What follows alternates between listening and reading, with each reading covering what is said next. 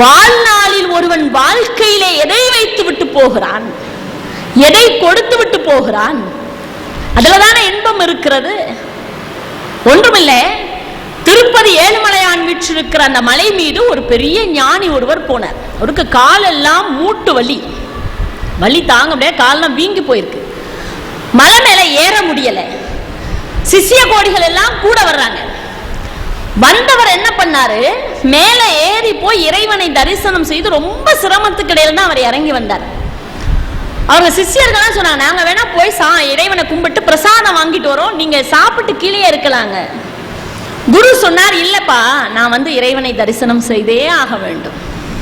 நான் அவனுடைய திருமேனி அழகு இருக்கு, கற்பூரம் நாருமோ கமலப்பூ நாருமோ திருப்பவள செவ்வாய்தான் தித்தித்திருக்குமோ மறுப்பொசிந்த மாதவன் தன் வாய்ச்சுவையும் நாற்றமும் விருப்புற்று கேட்கின்றேன் சொல்லாலிவன் சங்கே.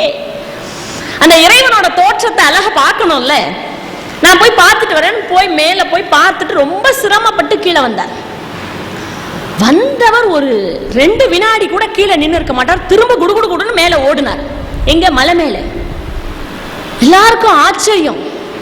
கால் வீங்கி போயிருக்கு, மூட்டு வலிக்கிறது என்று சொன்னார். இவர் எப்படி இவ்வளவு வேகமா கோவிலுக்கு போறாரே, இவருக்கு ஏதாவது ஆயிடுமோன்னு சிஷ்ய கோடிகள் எல்லாம் மேல போறாங்க. போனவர் கோயில போய் சாமியும் பார்க்கல, ஒன்னும் பார்க்கல, திரும்பி கீழே வந்தார்.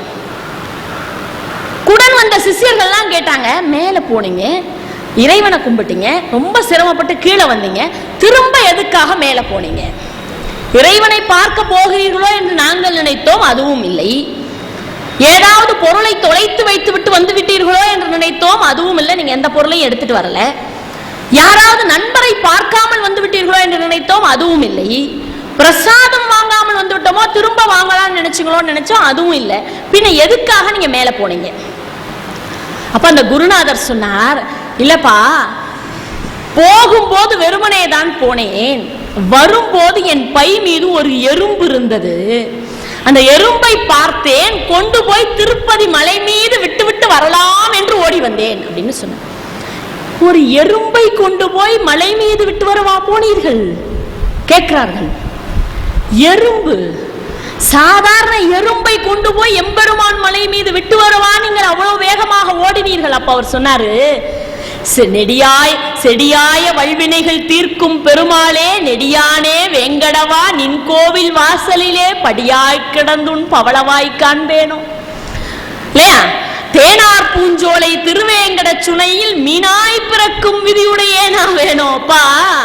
எனக்கு வானை உலகத்தை ஆளுகிற வல்லரசு வேண்டாம், மண்ணுலகை ஆளுகிற இந்த மண்ணரசும் வேண்டாம், பின்ன என்னப்பா வேணும்னு கேட்கிறார் எம்பெருமான்.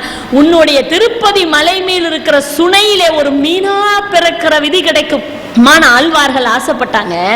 அந்த மாதிரி ஆசைப்பட்ட ஒரு ஆழ்வார் எறும்பா பிறந்து அவர் திருப்பதி மலை மேல இருந்து அவரை கீழே கொண்டு வந்த பாவம் எனக்கு வேண்டான்னு கொண்டு போய் விட்டுட்டு வந்தேன். இப்ப இறைவனை எப்படி நேசித்தார்கள்? இப்படி நேசிக்க முடியுமா?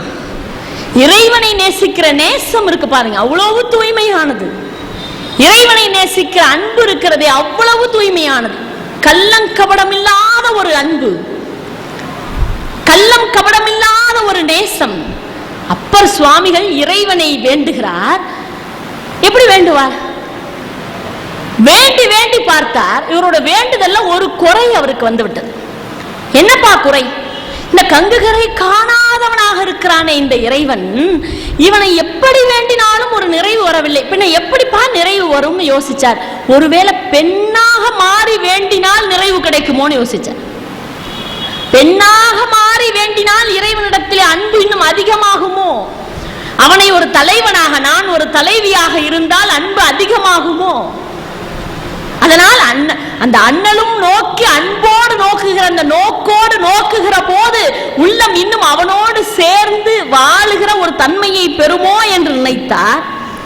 இறைவனை பார்த்து அப்படியே அவரோடு இரண்டரை கலக்கின்ற அந்த உள்ளம் வேண்டும் என்று வேண்டினார். இறைவனை பார்த்து அவனோடு கலக்கிற இரண்டல கலக்கிற அந்த உள்ளம் வேண்டும். நான் உன் தலைவியாக வர வேண்டும், உன் தலைவியாக வந்து உன்னோடு கலக்கிற அந்த அன்பு எனக்கு கிடைக்காதா இறைவனே என்று இறைவனை வேண்டுகிறார். அவளை மறந்தாலாம், அவள் தாள் மறந்தாலாம், அவள் பெயர் மறந்தாலாம், எல்லாம் மறந்தாலாம். எதை மட்டும் மறக்கல? இறைவனோட திருப்பெயரை மட்டும் மறக்கவே இல்லை.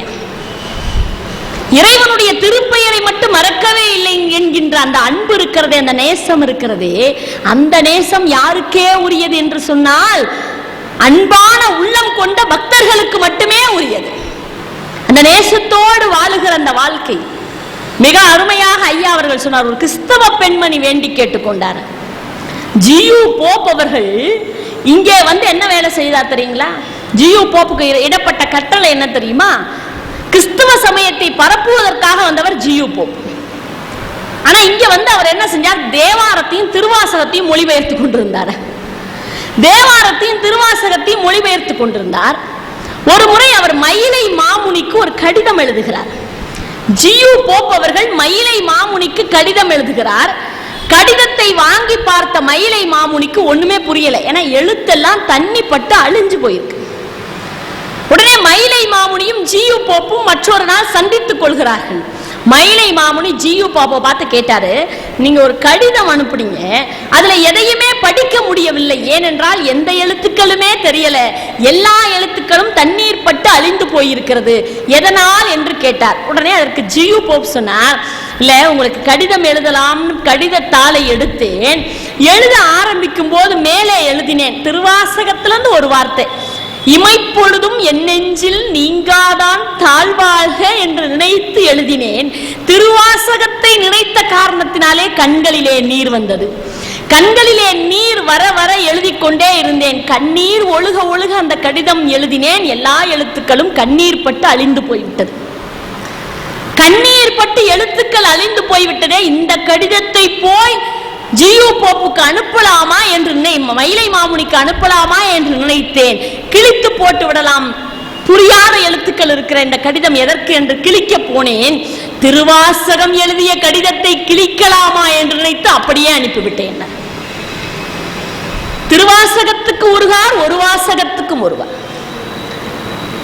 எப்படி வான் பெற்ற மாணிக்க வாசக நின் வாசகத்தை நான் கலந்து பாடுங்கள், வான் கலந்த மாணிக்க வாசக நின் வாசகத்தை நான் கலந்து பாடுங்கால், நற்கருப்பம் சாற்றினிலே தேன் கலந்து பால் கலந்து செலுங்கனி தீஞ்சுவை கலந்து ஊன் கலந்து உயிர் கலந்து உவட்டாமல் இனிப்பதுவே.